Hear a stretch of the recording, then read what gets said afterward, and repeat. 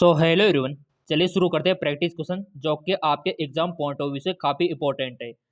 ये जो practice question है डायरेक्ट आपको एग्जाम में देखने को मिल जाएंगे।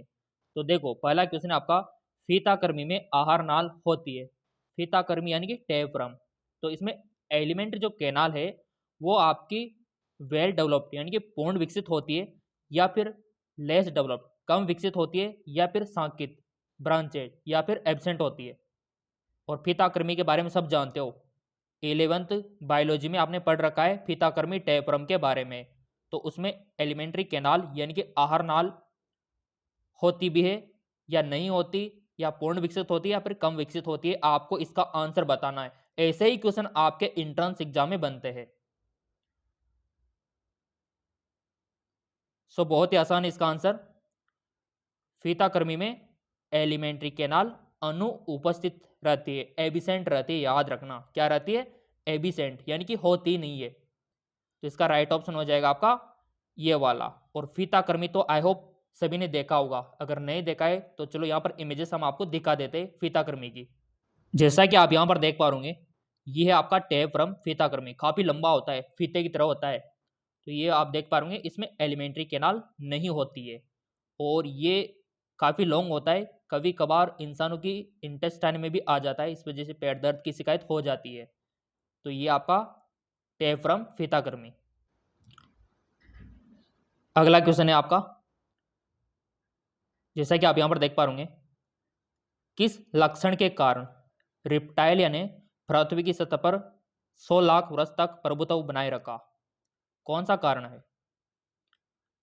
रिप्टाइल सब जानते होंगे, जो रेंग कर चलते हैं, ठीक है, जैसे कि स्नेक हो गया, मॉनिटर लिजार्ड हो गया, ठीक है। अधिकतर स्नेक इसमें आते हैं। बड़े दांत के कारण, कवच युक्त अंडे के कारण, कठोर फेफड़े, या फिर बाह्य सुरक्षात्मक कंकाल से? कौन से लक्षण के कारण 100 लाख वर्षों तक का प्रभुत्व बनाए रखा? तो सिंपल सा आंसर है बाह्य सुरक्षात्मक कंकाल, एक्सटर्नल प्रोटेक्ट स्केलेटन, क्योंकि बाहर का प्रोटेक्ट काफी खतरनाक होता है रिप्टेलिया में। बहुत ही ज्यादा यहाँ पर सुरक्षात्मक कवच इनके होते हैं। चलो मैं आपको दिखाता हूँ। जैसा कि आप यहाँ पर देख पा रहे, यह है आपका स्नेक यानी कि सांप, और इसका कंकाल इतना खतरनाक होता है, देख लो आप, इतने ज्यादा सल्क पाए जाते हैं। तो ये इनको प्रोटेक्ट करते हैं, इसीलिए ये अधिक एज तक, अधिक उम्र तक जीवित रहते हैं। आपने देखा होगा कि सांप जो है काफी सालों तक जीवित रह जाता है, तो ये इनको प्रोटेक्ट करता है। यहाँ पर आप देख सकते हो, ये इनका कंकाल होता है इतना डेंजर, और यही इनको लंबी उम्र प्रदान करता है। इसीलिए इसका आंसर होगा बाह्य सुरक्षात्मक कंकाल से। अगला, आपका जो रजत मत्स्य होता है यानी कि सिल्वर फिश होता है, तो ये सिल्वर फिश क्या होता है? एनिलिडा, हेलमिंथिस, कीट, या फिर मोलस्का, या फिर मछली? बताइए। अब आप में से काफी सारे विद्यार्थी तो बोलेंगे सर मछली होती होगी। मछली नहीं होगी। यहाँ पर फिश का मतलब ये नहीं कि सिल्वर फिश फिश होती है, नहीं होती है। वैज्ञानिक दृष्टिकोण से अगर आप देखोगे तो आपकी जो सिल्वर फिश होती है ना, वो होती है आपकी कीट में आती है। किन में आती है? याद रखना, कीट में। और काफी सारों ने तो देखा भी होगा सिल्वर फिश को। अब आप बोलेंगे सर क्या ये चांदी की होती है क्या फिश? फिर तो काफी महंगी बिकती होगी चांदी की मछली। ऐसा बिल्कुल भी नहीं है, बस इसका जो कलर है ना वो चांदी की तरह होता है। चलो मैं आपको दिखा देता हूँ सिल्वर फिश। जैसा कि आप यहां पर देख पा रहे, ये है आपकी सिल्वर पीस। इसका कलर सिल्वर की तरह है, इसीलिए इसको सिल्वर पीस बोला जाता है। काट मत देना इसको, काफी सारे सोचे कि चांदी है काट दे, नहीं, ब्लड निकलेगा। बस इसका कलर है, देख लो आप, चांदी दिस। तो इसको सिल्वर पीस इसीलिए बोला जाता है, और इसको मछली नहीं है ये है आपकी कीट में गिना जाता है। इसको किसमें? कीट में, यानी कि इंसेक्टा में इसको गिना जाता है। ये आपको याद रखना है। अब कीट में क्यों गिना जाता है? तो कीट में देखो ना, इनके पैर देखो संधि युक्त मच्छरों की तरह है, मक्खियों की तरह है। तो इनके पैर इस वजह से इनको कीट में रखा जाता है। सो यहाँ पर इसी कारण सिल्वर फिश फिश नहीं होती है, कीट होता है, क्योंकि उनके पैर कीटों की तरह होते हैं। अगला, नितलस्थ जीव पाए जाते हैं। बेंथिक ऑर्गेनिज्म आर फाउंड कहाँ पर पाए जाते हैं? समुद्री जल की सतह पर, समुद्री जल के बीच में, समुद्र की तली पर, पृथ्वी पर नितलस्थ जीव पाए जाते हैं। नितलस्थ जीव पाए जाते हैं। सबसे पहले जानना इंपॉर्टेंट है कि ये नितलस्थ जीव होते क्या है, बेंथिक ऑर्गेनिज्म किनको बोलते हैं, तो ये जानना हमारे लिए इंपॉर्टेंट है। तो आपने देखा होगा जो समुद्र के बिल्कुल लास्ट पेंदे पे जो उगते हैं रहते हैं जीव, उन्हीं को बोला जाता है। तो समुद्र की तली पर, इसका राइट ऑप्शन क्या हो जाएगा? समुद्र की तली पर जो रहते हैं ना, उनको क्या बोला जाता है? नितलस्थ जीव। चलो आपको दिखाई देते हैं यहाँ पर नितलस्थ जीव। जैसा कि आप यहाँ पर देख पा रहे बेंथिक ऑर्गेनिज्म यानी कि नितलस्थ जीव। यहाँ पर जितने भी जीव है ये बिल्कुल समुद्र के पेंदे पर है। ये देख लो आप, बिल्कुल समुद्र के पेंदे पर, तो इनको बेंथिक ऑर्गेनिज्म बोला जाता है। और ये सारे आगे इसमें ये जितने भी आपको दिखाई दे रहे हैं ना यहाँ पर नीचे, ये सारे इसमें आ जाते हैं। ये देख लो आप। तो आई होप इमेजेस से आपको अच्छा समझ में आ गया होगा। इसीलिए इसका राइट ऑप्शन हो गया आपका समुद्र की तली पर। ठीक है, समुद्र की तली पर। अगला, रुधिर दाब तथा हृदय स्पंदन किस हार्मोन द्वारा बढ़ जाता है? हार्मोन के ऊपर मैंने वीडियो बना रखा है। जिन्होंने चैनल सब्सक्राइब कर रखा होगा, बेल आइकन पर प्रेस कर रखा होगा, उनको मिल भी गया होगा हार्मोन का पूरा वीडियो। 2 से 3 क्वेश्चन तो वहीं से बनेंगे हार्मोन से, देख लेना आप। रुधिर दाब तथा हृदय स्पंदन किस हार्मोन द्वारा बढ़ता है? तो बहुत ही आसान में बचपन में पढ़ा होगा आपने कि लड़ाई के टाइम पे, गुस्से के टाइम पे कौन सा हार्मोन निकलता है? Simple, adrenaline. कौन सा? एड्रीनलिन। तो बेसिकली मैं यही कहना चाहूँगा, आपको हार्मोन का नाम पता होना चाहिए, कौन सी ग्लैंड से वो सिगरेट होता है वो पता होना चाहिए, और इसका फंक्शंस क्या होता है, ये 3 चीज़ें आपको पता होना चाहिए। तो हार्मोन का कोई भी क्वेश्चन आ जाए आप कर दोगे। तो जैसे यहाँ पर क्वेश्चन आया तो हमने कर दिया, क्योंकि हमको पता है कि इसके बारे में हार्मोन का पूरा चैप्टर हमने पढ़ रखा है। तो एड्रीनलिन इसका राइट ऑप्शन हो जाएगा। जैसा कि यहाँ पर आप देख पा रहे हमने पूरी लिस्ट आपको टेलीग्राम पर डाली थी, और जिन्होंने एमकेएस एकेडमी ऐप डाउनलोड कर रखा होगा उनको मिल भी गई होगी। पीयूष ग्रंथि के बारे में जितनी भी ग्रंथियाँ सब हमने बता रखा है कि ग्रंथि, हार्मोन और कार्य, बस ये आपको पता होना चाहिए। तो कोई भी क्वेश्चन आ जाए हार्मोन का आप कर दोगे, मेरे को पता है आप कर दोगे। बहुत ही अच्छी टेबल है ये, और ये आपको टेलीग्राम पर एमकेएस एकेडमी ऐप पर भी मिल जाएगी, लिंक नीचे दे रखा है इनका। तो ये सारे हार्मोन देख लो आप। पीनियल ग्रंथि के मेलाटोनिन होता है, पैराथायरॉयड से पैराथायरॉयड हार्मोन, थाइमस से थाइमोसिन हार्मोन, एड्रिनल से एड्रिनलिन जो संकट की स्थिति पर होता है। तो क्वेश्चन यहाँ से बनाए वो वाला, यहाँ से। तो ऐसे बनते हैं आपके क्वेश्चन, और उसके लिए लिस्ट आपको पता होना बहुत ही ज़्यादा जरूरी है। आई होप आपको समझ में आ गया होगा। इसीलिए यहाँ पर राइट ऑप्शन एड्रिनलिन। अगला, थोड़ा सा इसको ये कर लेते हैं। कीटों का मुख्य उत्सर्जी पदार्थ आपको बताना है, और ये तो आपने अच्छे से पढ़ा होगा।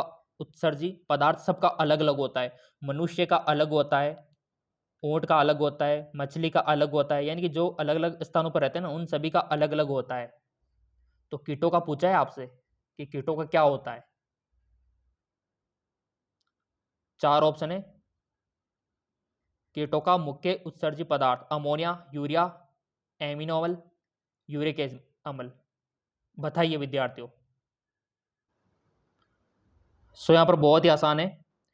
ये जो पक्षी है इनका जो एक्सक्रेटरी प्रोडक्ट होता है यूरिक अम्ल होता है। क्या होता है? यूरिक अम्ल। अगर क्वेश्चन यूं पूछ लिया जाए कि मछलियों का क्या होता है, तो मछलियां आपने देखा होगा कि पानी में रहती है, ये हर टाइम उत्सर्जन कर सकती है, यानी कि इसमें विषैला पदार्थ अधिक होगा तो भी कोई दिक्कत नहीं है, क्योंकि ये पानी में रहती है, निकालेगी पिएगी, निकालेगी पिएगी, कोई दिक्कत नहीं, क्योंकि पानी में ही तो है ना। तो अमोनिया होता है। ठीक है, अब इंसानों की बात करें तो इंसान तो देखो नॉर्मल में रहता है, ना तो ज़्यादा पानी में ना ज़्यादा सूखे में, बीच वाले में रहता है। तो इसके लिए यूरिया यानी कि कम हानिकारक, थोड़ा कम हानिकारक रहेगा इसके लिए। ठीक है, तो ऐसे आपको अरेंज करना होता है इस प्रकार से। और जो ऊंट है उसके लिए तो और भी कमजोर पदार्थ होगा, जहरीला, क्योंकि वो तो 5-7 दिनों में एक दिन पानी पीता है ना, तो उनको कंट्रोल रखना पड़ता है ये उत्सर्जी पदार्थ, तो उतना ही कम हानिकारक रहता है। जैसे कि अमोनिया तो काफ़ी हानिकारक होता है, तो ये मछलियों, जलीय चर जो जंतु है ना, उनमें पाया जाता है। चलो मैं आपको डायग्राम दिखा देता हूँ, पूरा क्लियर हो जाएगा आपको। जैसा कि आप यहाँ पर देख पा रहे होंगे, ये है आपकी, ठीक है, मछली, और ये आपका पक्षी। तो मछलियों में किस प्रकार का, अमोनिया वाला। और जो मेमल्स हो गए उसमें यूरिया होता है, ठीक है, शार्क हो गया, मेमल्स हो गया, ठीक है। और जो पक्षी होते हैं, कीड़े होते हैं, रिप्टाइलिया होते हैं, इनमें क्या होता है, इनमें होता है यूरिक एसिड। क्या होता है, यूरिक एसिड। तो ये क्वेश्चन भी तो यहीं से बना था, पक्षी वाला। तो यूरिक एसिड आ गया। कितना आसान होता है देखो, अगर 4 से पढ़ते हैं तो। अगर अगली बार हमसे पूछ ले जाए कि मछलियों में कौन सा होता है, ठीक है, और भी यहाँ पर देख लेते, पूरा विवरण यहाँ पर दे रखा है, और वैसे टेलीग्राम फॉलो कर रखा होगा तो आपको भी मिल जाएगा। क्लियर। तो इसको थोड़ा नोट करके रखना कि पक्षियों में और जो आपका रिप्टाइलिया इनमें यूरिक एसिड होता है, और मेमल्स और शार्क इनमें यूरिया होता है, और इनमें मछलियों में, जलीयचर में अमोनिया होता है। क्लियर। चलिए बढ़ते आगे की ओर। चंद्रप्रभा अभ्यारण्य भारत के किस प्रदेश में है। चंद्रप्रभा अभ्यारण्य भारत के किस प्रदेश में है, किस राज्य में है। आई होप आप में से काफ़ी सारे विद्यार्थी तो घूमने भी गए होंगे, और आप में से तो कुछ ऐसे भी होंगे जिनके राज्य में ही होगा, जिनके आसपास ही होगा चंद्रप्रभा अभ्यारण्य। तो बहुत ही आसान है, देखो ये है आपके यूपी में, यानी कि उत्तर प्रदेश में। कहाँ पर है, उत्तर प्रदेश में। थोड़ा इसका बाह्य वो दिखा देते हैं वातावरण। यहाँ पर आप देख सकते हुए चंद्रप्रभा अभ्यारण्य उत्तर प्रदेश, ये देख लो आप, ये इसका बाह्य द्वार है। काफी जंगल है, घना जंगल है, अंदर देख लो आप, काफी घना जंगल, ठीक है। और यहाँ पर लिखा हुआ है, ये देखो आप, पूरा का पूरा सो आपके उत्तर प्रदेश में, ठीक है। चलिए अब क्वेश्चन यू भी बन सकता है कि उत्तर प्रदेश में कहाँ पर, कौन सी डिस्ट्रिक्ट में है, उसका भी ध्यान रखना थोड़ा सा। काफी बार जैसे राजस्थान से क्वेश्चन बनता है कि रणथंभौर कहाँ पर है, तो राजस्थान तो पता होता है, काफी सारों को रणथंभौर के बारे में पता नहीं होता, सवाई माधोपुर के बारे में पता नहीं होता कि सवाई माधोपुर में है, ठीक है। तो ऐसे आपको डिस्ट्रिक्ट भी पता होना चाहिए। मनुष्य में कौन अवशेषी अंग नहीं है, विच इज नॉट वेस्टिकल ऑर्गन, यानी कि बिना काम के, जो हमारे शरीर में कोई काम के है ही नहीं, उनको बोलते वेस्टिकल ऑर्गन। यानी कि उनको हटा भी दिया जाए ना तो कोई दिक्कत नहीं, वो अंग आपको यहाँ पर नहीं बताना है, यानी कि काम का अंग आपको बताना है। यानी कि 3 तो यहाँ पर वेस्टिकल है, यानी कि आपके अवशेषी अंग है, ठीक है। बाकी एक नहीं है, तो वो नहीं वाला बताना है। तो देखो विद्यार्थियों, हमारा कर्ण पल्लव क्या है, अवशेषी अंग है, अगर हटा भी दिया जाए तो कोई फर्क नहीं पड़ता। कॉक्सिस, हमारी जो रीढ़ की हड्डी होती है, पहले पूंछ हुआ करती थी, पता है ना आपको, पूंछ इंसानों में हट गई, क्या फर्क पड़ता है, यानी कि वो भी अवशेषी, ठीक है। अब आता है तीसरा आपका एपिग्लोटिक्स, ये तो बहुत ही ज़्यादा जरूरी है, अगर ये नहीं होगा तो इंसान की मृत्यु हो सकती है। तीसरा है वेस्टी, यानी कि अपेंडिक्स, तो अपेंडिक्स का तो कोई काम है ही नहीं, तो ये भी यहाँ पर अवशेषी है, ये भी है, ये भी है, ये वाला नहीं है, तो आंसर भी यही होगा, क्योंकि यहाँ पर नहीं है पूछा है, क्या पूछा है, नहीं है। इसका थोड़ा ध्यान रखना आप नोट का। तो एपिग्लोटिक्स हमारा वेस्टिकल ऑर्गन नहीं है, बाकी के सारे है। क्लियर।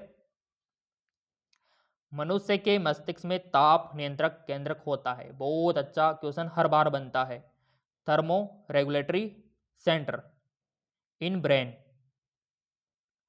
Pituitary, diencephalon, hypothalamus. तो इसका राइट ऑप्शन हो जाएगा आपका हाइपोथैलेमस। ये आपका ताप नियंत्रक होता है, हाइपोथैलेमस। चलो डायग्राम देख लेते हैं। ये है आपका मस्तिष्क, और ये इसमें हाइपोथैलेमस, ये रहा, ये वाला। तो ऐसे आपको पता रखना होता है। तो ये डायग्राम से आपको पिट्यूटरी, हाइपोथैलेमस, पोस्टीरियर, एंटीरियर सब आपको डायग्राम से पता लग जाता है। क्लियर। अगला, अनुकुंपी तंत्रिका तंत्र किसके द्वारा कार्य करता है, the sympathetic nerve system work through norepinephrine, acetylcholine, adrenaline, इनमें से कोई नहीं। तो बचपन में भी पढ़ा होगा अनुकंपी प्रानुकंपी तंत्रिका तंत्र के बारे में। अगर नहीं पढ़ा है तो थोड़ा सा मैं आपको दिखा देता हूं डायग्राम। ये देखिए, एक तरफ पैरासिम्पैथेटिक, एक तरफ सिंपैथेटिक, ठीक है। दोनों को अच्छे से देखो आप। एक यहां पर आंख को डायलेट करता है, दूसरा खोलता है। एक हृदय को गति देता है, दूसरा कम करता है, ठीक है। यानी कि अपोजिट काम करता है ये। तो ये होता है आपका पैरासिम्पैथेटिक और सिंपैथेटिक। सो यहां पर कौन काम करेगा? आपका एड्रीनेलिन, एड्रीनेलिन, ठीक है। ये काम करता है इन पे, यही तो काम करता है। जैसे आपने डर आ गया तो धड़कन बढ़ जाती है ना, आंखें खुल जाती है, तो एड्रीनेलिन। उत्परिवर्तन यानी कि जो म्यूटेशन है होते हैं, अधिकांश लाभदायक, सदैव लाभदायक, सदैव हानिकारक, बहुत ही कम लाभदायक। तो म्यूटेशन आपने देखा होगा कि म्यूटेशन के कारण हमारे जो काले बाल होते हैं वो बीच बीच में सफ़ेद हो जाते हैं, ठीक है। ये म्यूटेशन के कारण होता है। तो मैं तो यही कहूँगा कि बहुत ही कम लाभदायक होता है ये, बहुत ही कम। क्योंकि काले बालों में सफ़ेद बाल आना ये कौन सा लाभ है? हानि तो है ना। तो बहुत ही कम लाभदायक होते हैं, ठीक है, बहुत ही कम लाभदायक। क्योंकि काले बाल सबको अच्छे लगते हैं, हेयर स्टाइल काले बालों से ही अच्छी लगती है, ठीक है ना। तो उत्परिवर्तन के कारण वाइट हो जाते हैं। वायरस द्वारा होने वाला रोग, अब बताओ आप। पूरा मैंने वायरस का वीडियो भी बना रखा है। कौन कौन सी बीमारियां वायरस से होती है, कौन कौन सी बीमारियां बैक्टीरिया से होती है, कौन कौन सी प्रोटोजोआ से होती है, कौन कौन सी आपके कवक से होती है, पूरा मैंने बता रखा है आपको वायरस द्वारा। तो देखो मैं आपको बता देता हूं। विब्रियो खोलेरी एक बैक्टीरिया जिसे हैजा होता है, यानी कि ये बैक्टीरिया है विब्रियो खोलेरी जिसे हैजा होता है। तो ये भी बैक्टीरिया से होता है। टाइफाइड किससे होता है? साल्मोनेला टाइफी बैक्टीरिया से होता है। बेरी बेरी किससे होता है? आप बोलोगे सर विटामिन से, तो सही बात है, विटामिन से, ठीक है। अब एक बचा इन्फ्लुएंजा, जुकाम जैसा इन्फ्लुएंजा कुछ बचा है, तो यही तो वायरस से होता है ना। तो इन्फ्लुएंजा किससे होता है? वायरस से। और पूरी लिस्ट में आपको अगेन यहाँ पर दिखा देता हूँ। जैसा कि यहाँ पर आप देख पा रहे होंगे, ये पूरी लिस्ट मैंने आपको बताई थी विषाणु से होने वाले रोग। तो यहाँ पर ट्रिक थी RPMT एंड IBPS की CD वायरस की दुकान पर। ये क्या थी ट्रिक? तो R मीन्स रेबीज, ये भी किससे होता है? वायरस से। P फॉर पीलिया वायरस से, मीजल्स वायरस से, ट्रोकोमा वायरस से, एड्स वायरस से, ये रहा इन्फ्लुएंजा। तो ऐसे पता होना चाहिए ट्रिक आपको। अब आप बोले सर ये डायग्राम PDF हमको चाहिए, तो MKS Academy ऐप डाउनलोड कर लो ना, लिंक डिस्क्रिप्शन में दे रखा है। तो ऐसे पता रखना होता है आपको ट्रिक के साथ, कोई भी क्वेश्चन आ जाए कर दोगे आप। तो RPMT एंड IBPSC की CD वायरस की दुकान पर, ये इसकी ट्रिक है वायरस के रोगों की। दूसरी ओर आता है आपका बैक्टीरिया, और बैक्टीरिया का डायलॉग है, ट्रिक है, टीकू सीढ़ी में बनी है पटाखा। टीकू है ना जो साड़ी में बनी है पटाखा, ऐसे बोल लो आप। तो टीकू किसी लड़की का नाम है जो साड़ी में बनी है पटाखा। तो पूरे बैक्टीरिया के आपको याद हो जाएंगे, ऐसे याद रखना होता है। सो यहां पर इसी कारण राइट ऑप्शन इन्फ्लुएंजा हो जाएगा। कैमल यानी कि ऊंट के, आरबी से आपको बतानी है, ऊंट के लाल रुधिराणु होते हैं। देखो विद्यार्थियों, हर एक जो जीव है, जैसे कि मनुष्य हो गया, ऊंट हो गया, मेंढक हो गया, कॉकरोच हो गया, इनके आरबीसी में बहुत बड़ा अंतर होता है, ठीक है ना। कुछ कुछ डिफरेंट आपको मिलेगा ही मिलेगा। तो ऊंट के लाल रुधिराणु होते हैं, कैसे होते हैं? अंडाकार, केंद्रक रहित, गोल, केंद्रक युक्त, गोल, केंद्रक सहित। तो कैसे होता है? ये 4 ऑप्शन दे रखे आपको। तो हमने तो पढ़ रखा है कि ऊंट की जो आरबीसी है गोल होती है, बाइकॉन्वेक्स होती है, न्यूक्लियोटाइड होती है, यानी कि केंद्रक युक्त होती है। तो ये दे रखा है आपके बी में। किस में दे रखा है? बी में। तो यहां पर ये ऑप्शन बी हो जाएगा। और डायग्राम भी देख लो इसका। जैसा कि यहां पर आप देख पा रहे, ये आपकी ह्यूमन ब्लड सेल, ठीक है, और ये आपका कैमल। तो कैमल में देख लो और हमारी में देख लो कितना बड़ा अंतर है। तो ऐसे आप डायग्राम से भी याद रख सकते हो। सो यहाँ पर राउंड होती है, बाइकॉन्वेक्स होती है और न्यूक्लियोटाइड यानी कि केंद्रक होता है, ये याद रखना आप। फेसियोला के जीवन में प्राथमिक पोषक होता है, primary host in life cycle in Fasciola. अब आप बोलेंगे सर ये पेसियोला क्या होता है? काफी सारों ने नहीं देखा होगा पेसियोला, तो पहले पेसियोला को देख लेते हैं। ये है आपका पेसियोला, बरसात के टाइम पे कहीं ना कहीं देखा होगा पेसियोला। और ये इसका जीवन चक्र। तो जीवन चक्र में क्या क्या आ रहा है देख लो आप। इधर गाय भी आ रही है, भेड़ भी आ रहा है, ठीक है। मेन तो इसमें पूछा गया है गाय का तो कहाँ पर काम हो रहा है, भेड़ का कहाँ से स्टार्ट हो रहा है, ये आपको पता रखना है। और इंसान भी इसमें आ रहा है पेसियोला में। तो ये डायग्राम अगर आपको याद है तो अभी जो क्वेश्चन पूछा वो आ जाएगा आपको। सो इसका राइट ऑप्शन आ जाएगा आपका भेड़, ठीक है। प्राथमिक पोषक क्या है? भेड़, याद रखना। अभी डायग्राम देखा था ना हमने, भेड़। माइटोकॉन्ड्रिया की अधिक संख्या किसमें होती है?